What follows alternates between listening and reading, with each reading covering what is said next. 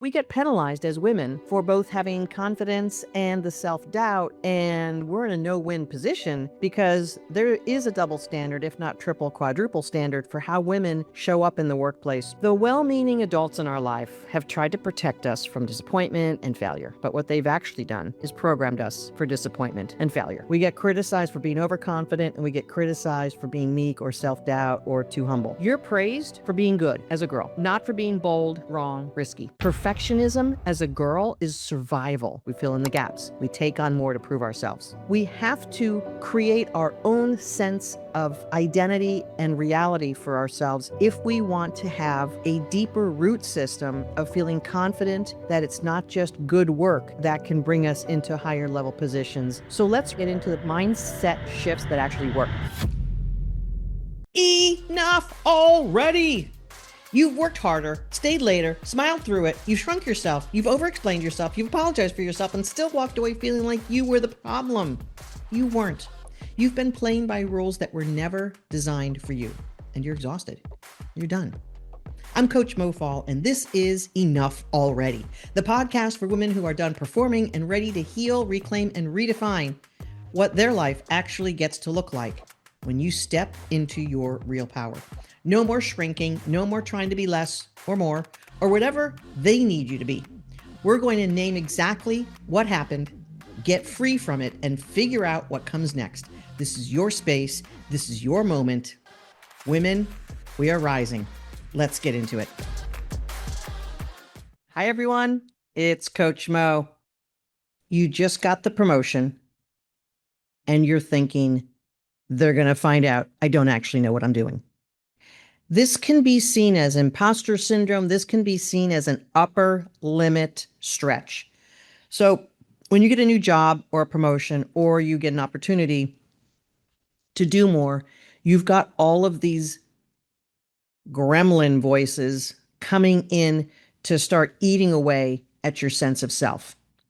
If you've ever felt that way, I want you to know it's not a confidence problem. It's something much more specific. And today we're going to name it, understand it, and start dismantling it. Get ready. So I'm Coach Faul. I have been coaching professional women for 12 years in new careers, career shifts, new jobs, upgrades, leadership, communications. I've coached over 2,200 women in all strata of industries. I came into this work because as a chief operating officer and a CEO earlier in my career, in the C-suite, I saw a lot of women falling and failing and not believing in themselves enough to take the next level. Since I was a little bit of a bossy leader, I sometimes would take women leaders and nearly force them into bigger roles, telling them I'd have their back and they had my trust and respect and support, which they did have. But let's go into why do we women have this imposter syndrome thing, and what is an upper limit? So imposter syndrome is not really like a clinical issue. It's really a disconnect between an internal belief system and an external scenario. And why is this experienced at all? High achievers are actually more susceptible because the higher you go into responsibility and having your ass on the line, the more vulnerable you feel. Early in my career, I had someone tell me that the higher you climb up the ladder, the more people can see your ass. And I think that that's true. And I certainly felt that way. And that's why I stopped wearing skirts. Hillary Clinton has a similar situation to that. Pantsuits, baby. So we experience this when we start getting beyond our imagination and our identity of self. And this isn't your fault.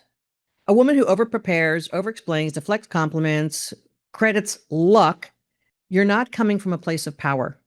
And we're going to talk about that. I'm going to give you specific language and specific reframes in this podcast episode to help you understand that this isn't your fault. This isn't something that you're making up, and it's perfectly normal to feel this way. But we're going to get to the root of it, and we're going to get to the meat of how we can change it. So let's just say there's a few things that happen as young girls and young women as we grow up in the world, and the root of how we believe we are and what we believe is possible for us are the repetitive messages that we get that land both consciously, emotionally, and subconsciously. Like if you've never seen a woman like you in a bigger job, you're going to subconsciously check the box that that's not available to me. If you've been told as a young girl that that's not available to you, either because of your gender, your color, or perhaps just the personality traits that you had, you're going to have a hard time being successful in the corporate world with that meek personality. The well meaning adults in our life have tried to protect us from disappointment and failure. But what they've actually done is programmed us for disappointment and failure. And if you have kids, if you're raising children, if you're raising grandchildren, well, I'm not raising my grandchildren, but I have an influence on them. We have to be really, really careful that we're not intonating some of the same programming in girls and boys. I've been a student of social and psychological human dynamics all my life, since I was a young girl teaching neighborhood kids how to ride their bikes without training wheels. I had a knack for understanding sort of what people could take and what they couldn't. Some of the kids I could run alongside. Some of the kids I could let go of the bike and sort of not tell them, and they would feel like they were getting the help and support. And I would say, no, you're doing it on your own. What? So I have a knack for that. And I'm going to tell you this. You're praised for being good as a girl, not for being bold, wrong, risky. Perfectionism as a girl is survival. And we also have representation gaps. We rarely see, when we're growing up, women being in powerful positions. And I can remember something super cute. My grandson, when Kamala Harris and the current president were running for office, he innocently said, "Oh, men can be president also?" And I thought, what an innocent, beautiful perspective. He's around powerful women, and he just figured that women would be running the country. Like, why not? And then he was like, oh, wait, men can do that? Oh, interesting. Okay. So his worldview gave him perspective that actually isn't the worldview in total of most human beings in this country in particular. So we get penalized as women for both having confidence and the self-doubt, and we're in a no-win position because there is a double standard, if not triple, quadruple standard for how women show up in the workplace, show up in the world. We get criticized for being overconfident, and we get criticized for being meek or self-doubt or too humble. And here's the thing. The weight of being the first or only woman in a room, which I was many times in my career, because I was, 40 years ago, I started my career. It feels like there's something wrong when you're in the minority. And I know women of color feel this deep in their bones. So here's the thing.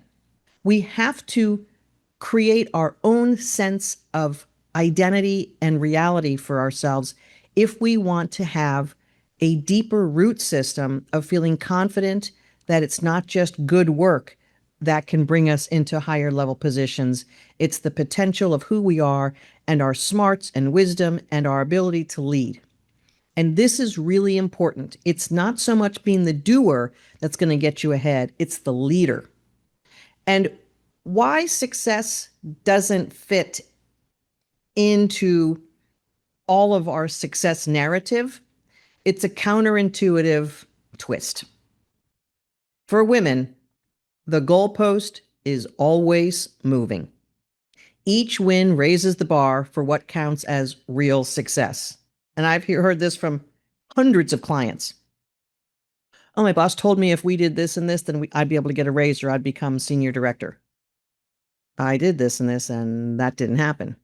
I've had clients waiting years and years for an increase or a promotion that they keep getting promised. Your goalpost keeps getting moved. And unfortunately, again, how women are socialized, we wait. We trust that they're saying the right thing. Meanwhile, we could be getting completely screwed over and lied to. So that external validation and that external reality oftentimes conflicts with what we know to be true and right, but we believe someone in authority and we believe someone who is promising us something more, even if it's not happening. And so what we do is then we try to achieve more. Okay, well, I have to achieve more. I have to do more. I have to take on more. And doing more only makes you more capable and more important at the level you're at. So it makes you less promotable. I always tell my clients, if you've got more on your plate, and so many women I've coached, they're doing the work of 2, 3, 4, 5 people. And that's because that's how women accommodate self-doubt. We do more. We fill in the gaps. We take on more to prove ourselves. That does not work. What works is having strong boundaries. Hey, Susan left the company and I want you to take on her role while we fill a replacement. Okay, sure. Happy to do it because you want to prove that you're loyal. You want to prove you can do it. You want to prove you're, a company gal. And 6 months later, 8 months later, 10 months later, nothing's happening. And now you're pushed back on your workload and you're not sure if you're allowed to ask for more or say, I can't do this anymore. You're in a real bind. So we have to reframe how we take on responsibilities, how we take on more, and what's acceptable and not. So in that type of situation, I'm going to give you a lot of specific quotes and a lot of specific examples. So feel free to pause this podcast and write some stuff down so you can grab the actual things I'm going to be telling you in a second. So we have to be ready to talk differently and believe differently about ourselves and the situation. We can't be afraid of invoking our power and our worth. Now, you might be afraid, but you can't let that be the thing that colors your actions. You have to step into courage because the next thing that your soul requires is for you to believe in yourself and to step into that. Some people wait for confidence to show up. And as a coach, I will tell you this, you have to step forward and then you'll start to increase your confidence. Courage comes first, action, and then confidence builds. Courage, action, confidence. Remember that equation because most women are waiting to feel more confident. And I've had many conversations with successful women over the years. And one thing we all agree on is that we all got comfortable being uncomfortable and learning that we could handle that. That's what growth is. Growth is being uncomfortable. So when you're feeling imposter syndrome, you're feeling uncomfortable and you know you've got growth or something bigger on the horizon, like don't make it more than it is. Just make that be, oh, this is what growth feels like. I've learned some new things in my life, and especially over the last couple of weeks, really. I'm diving into AI. I've created an AI coach for my clients and for you if you'd like it. And I'm going to do a commercial break in a second. Every time I got uncomfortable and I started feeling like I wasn't smart enough or I wasn't grasping it quickly enough, I let myself be okay with that. And it doesn't feel good, but I also didn't want myself going into fight or flight mode because that would have made my brain shut down, which would make the whole thing worse.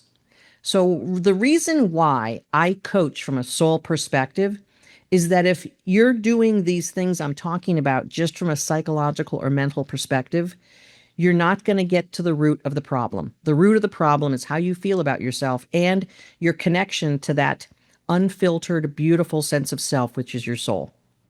And likely, if you've been in the workplace for 15, 20 years, like many of my clients, you've gotten cut off from that because you've been doing and you've been working hard and you've been hustling. So it's important to get into the root of who you are. And for that, you can go to my website, find some resources. I do programs on this all the time. Soul Reset, drafting your soul mission statement. So perhaps you can find a link. Maybe there'll be a link around this podcast for something like that as well. So let's take a little break before we go to get into the mindset shifts that actually work. I've been coaching professional women for over 12 years now. 2,200 women have come to me to get my unique blend of soul work and career strategy and tactics. Great resumes, great LinkedIn, rehearsing how to do interviews, developing an elevator pitch, being able to talk about yourself and be able to see yourself and your awesomeness on paper, literally, and on your LinkedIn profile. This all comes with a methodology of soul-powered technique that I have as the number one ingredient and the golden thread through all of the work I've ever done as a coach. Why? Because when I was coming through my breast cancer, those gears inside of me started to reemerge. as I was sitting on the couch healing from my double mastectomy, I had these urges inside of a shinier, brighter, more enthusiastic version of me starting to come back, come alive while I was healing. This was one of the biggest gifts of my life. And again, it's one of those things that everyone who has survived cancer usually considers it a gift because it has turned into some deep, deep learning. And for me, that was discovering my soul. Now, that's my super duper ingredient for all of the coaching I've done to help women extend and expand their careers and their sense of self. I can't be with my clients 24/7 when you wake up at 3 a.m. or when you're entering a meeting at 5 p.m. So I used an AI agentic framework that has all of my knowledge base of my coaching calls, my methodology, and Moby, Coach Moby, creates a relationship and learns who you are as you use it. Our clients say it's helped them navigate family situations, boss meetings, interviews, resume upgrades, LinkedIn upgrades, pictures for your vision board. Yes, Moby will do pictures. And anything that you can practically ask her to guide you on something, new job opportunities, conversations with whomever. You just put in the ask and Moby will give you the direction based on all of my coaching knowledge. She's amazing. mofaul.com/Moby, M-O-B-I. And you can have a coach in your pocket for as low as $9.30 a day. My clients love her, and I know you will too. Let's get back to the podcast. So we're talking now about the mindset shifts that actually work to reduce the imposter syndrome stress. And these are things that we hear women say all the time. So when an opportunity comes up, you're going to say, oh, I got lucky. And what I want you to say is, I was ready when the opportunity came. Practice hearing when you use the word luck and rewrite those statements for yourself. You have to be aware of these natural inclinations. You have to downplay yourself. The next thing a lot of women say is, I don't know enough for that. And what I want you to shift that to is, I know what I know, and I know how to learn the rest. You know that men are promoted for their potential and women are promoted for having done something before. So women have to prove themselves and men have to just carry the potential. So what comes first? That person's belief in themselves, or is it the social narrative? And I'll believe it's a little bit of both. But when you believe in yourself at a stronger level, you're going to radiate that almost like nuclear energy. And so I know what I know, and I know how to learn the rest. That builds on an evidence of your experience and confidence in yourself. Shift from hiding your expertise to owning your point of view. One of the things I see in language with women is the words I think. I actually would love to coach some of the women who are in politics because this is something I see all the time. Women say, I think, or they say, I might be wrong, but, or does that make sense? Like you're trying to deflect your power and your expertise. So let's replace that with declarative, grounded language. So just get rid of I think. If you say this project needs 2 more weeks in order to us to fulfill all the requirements, say it that way. Don't say, I think this project might require 2 more weeks in order to fulfill the requirements that the customer has. Don't say, I think. Just get rid of that. Don't say, oh, I might be wrong, but. I just did a podcast the other day about getting rid of the devil's advocate language. Please do. If that's you, stop it. I'm not even going to explain it. If you hear those words, you'll understand. Devil's advocate, just don't even. You also have to normalize not knowing everything.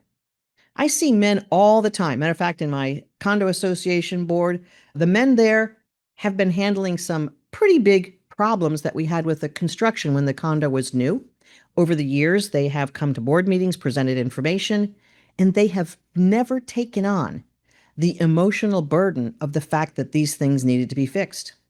If you're expert at something, or if you have knowledge of something, please don't take on the burden of why it's wrong. Have confidence in being solid in what you do know, and that you're leading some initiative or a team to go to the next level doesn't mean that you're responsible for everything. You didn't inherit the wind. Like, just allow yourself to have expertise and confidence. Let's go to real, tactable, and quotable. Real phrases to use in meetings, interviews, how to pitch a project, how to receive a compliment without deflecting, how to disagree or correct without shrinking down, and some before and after language. So and again, why don't you stop this with every example I give so you can reflect, write some stuff down, and really use it for your benefit. Let's receive a compliment without deflecting. Instead of, oh, it was nothing, the team did most of it, or I just got lucky with the timing, anyone could have done it. I mean, is that you right there? Mm-hmm. Say, thank you. I really worked hard on that. I'm really proud of how that came together. Thank you. I appreciate you saying that. Full stop. No disclaimer. No redirect. In a meeting, sharing your opinion instead of, I might be totally off here, but, or this is probably a dumb question, or how about, I don't know if this is relevant, but like, why are we saying those things, ladies? Stop it.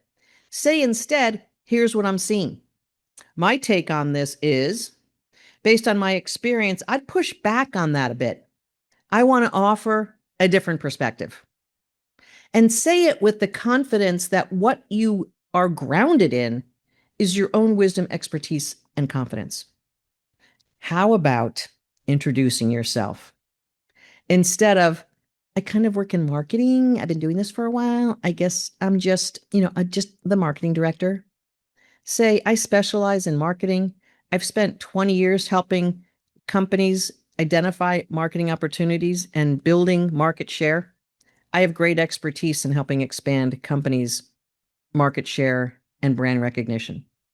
Like, just own it. But the problem that a lot of women who I've coached have is that they don't have those distinct measurables confidently tucked into their DNA. It's important you do that. Okay.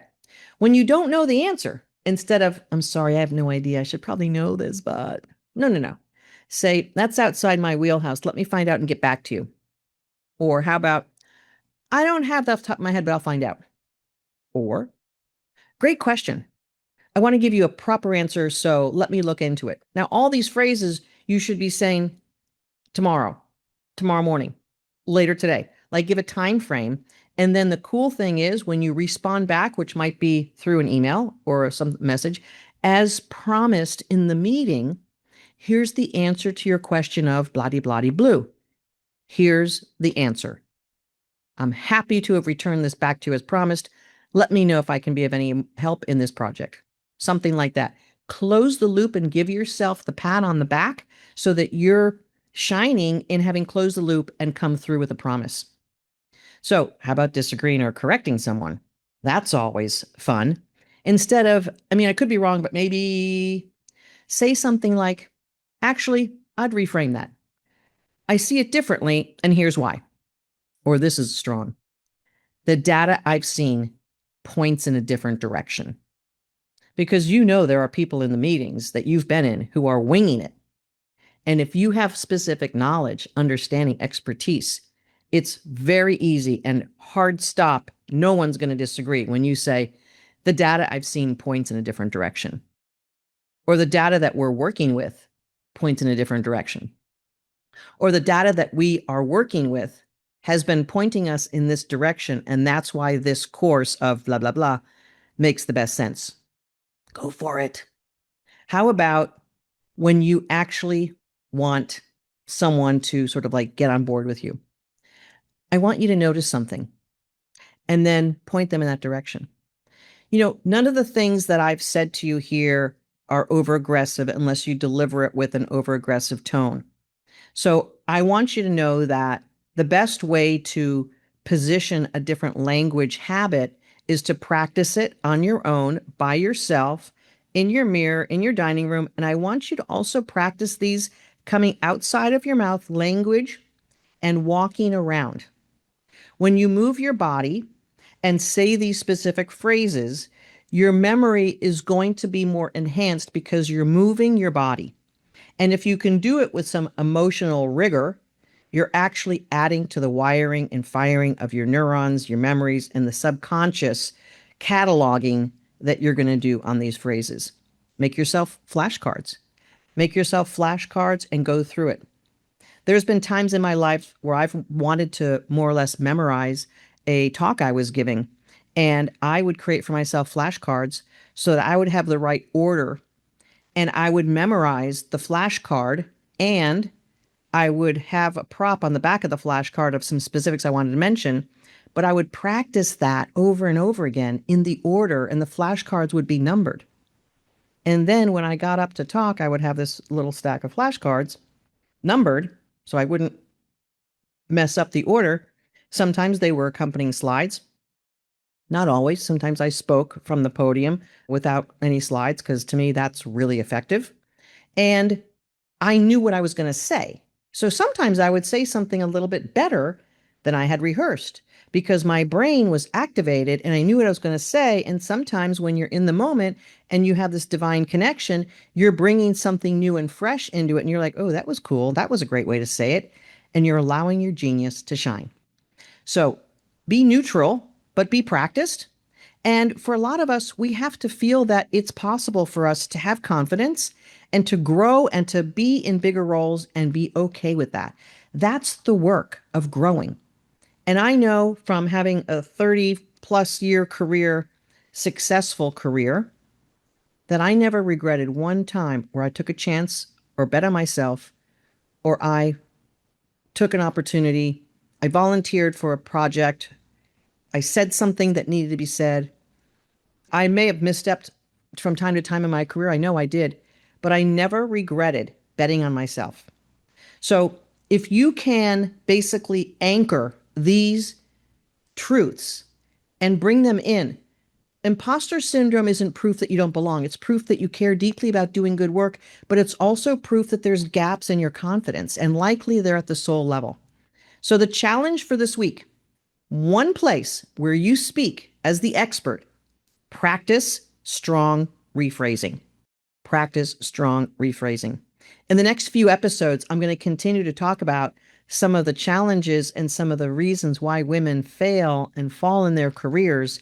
And it's likely things that you've been running along with. You've been using a lot of energy to maybe pretend you don't feel bad. You've been using a lot of energy to take on the world and hold up things that are more than you've really been asked, but perhaps you don't know how to set boundaries or have this type of language. Practice this language. And I am going to continue to give you tips and tricks and things that you're going to be able to use, let's just say, for all areas of your life. Remember, don't deflect. Don't agree with the narrative that you're not ready. Make sure you know that you're ready and what's going on. When you get the promotion, the new job, asked to do level up work, know that you are ready for that. And handle those gremlins inside and make sure you're reframing your language. Your words mean so much energetically because you're hearing them, and so are they. Change your words, change your life. This is Coach Mo. I'll see you on the next podcast episode. This is Coach Mo with the soul-powered nuggets for you. Keep living large. That's what we want from you.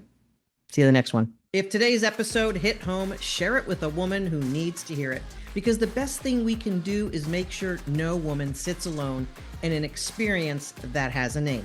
You've been listening to enough already. I'm Coach Mo Faul. Please subscribe and like and comment so this can be sent to more women just like you who needs to hear there is a different way. Take good care.